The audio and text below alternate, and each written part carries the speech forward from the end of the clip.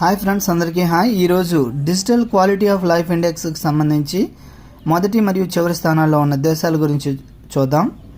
అందులో top 3 countries మనం చూసినట్లయితే ర్యాంక్ 1 చూడండి, digital quality of life index. దీనికి పరిగణలోకి తీసుకున్న దేశాల సంఖ్య 121. ఇండియా స్థానం 52. ప్రథమ 3 స్థానాలు మనం చూసినట్లయితే ఫ్రాన్స్ మొదటి స్థానము ర్యాంక్ 1. నెక్స్ట్ 2వ ర్యాంక్ కలిగిన దేశం ఫిన్లాండ్. నెక్స్ట్ 3వ ర్యాంక్ వచ్చేసరికి డెన్మార్క్.